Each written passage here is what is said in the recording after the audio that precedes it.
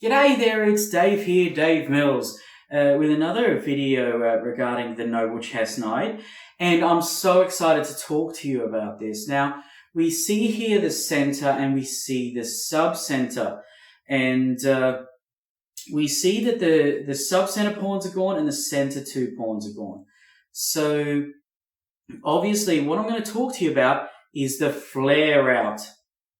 Where is the flare out? Well, an easy way to see it is to just stick a couple of pawns on either end. See, the flare out are the two edge files, okay? The AB files and the GH files. And these files, that, like I've said, are the squares that run in a column up the board.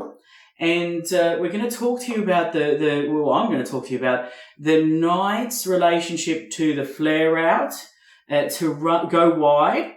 And one of the strengths of running wide with the knight is it can pull pieces away from the center.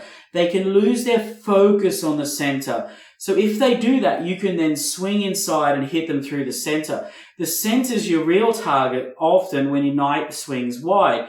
The other target is the king, all right? And another target is the end zone. They're back to ranks. Now, ranks are squares that run left to right, and files are squares that run up and down the board.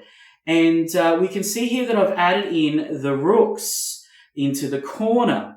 Now, these rooks are very, very important. They actually play a very important role in the knight's flare out. So let's talk about that. Now, back to the center and sub-center, we can see we've got the chocolatey goodness here, and we can see the crunchy bit on the outside, the sub-center. But this is where your knights really love to be, right in that gooey center right there. Now, let's talk about the knight's relationships to the pawns. Now, I call these pawns the edge pawns because they're on the edge, and hope that makes sense. So let's just bring the knights to their natural logical squares.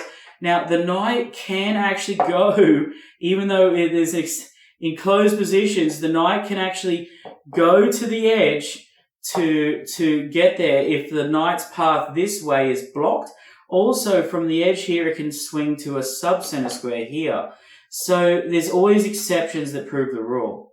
Now, let's just talk about the knights playing to their natural squares, and I'll just replace the stones. Okay. Now, the knights want to run wide here. They want to stretch the defense. They want to be able to penetrate into the center. Now, with these moves, particularly at the opening, you can see that your knights have played to their natural squares. That each of them are attacking two center squares. The knight on the light square is attacking two dark. Knight on the dark square is attacking two light, as we know the rule of knights.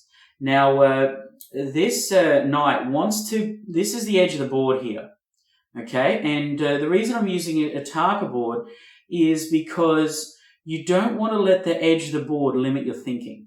You want to actually just, be able to look wide and look in the center. You want to have a full vision up and down the board. Now, what we see here is we see the knight is looking to run wide. Now, one way for the knight to run wide is to go to the edge of the board here.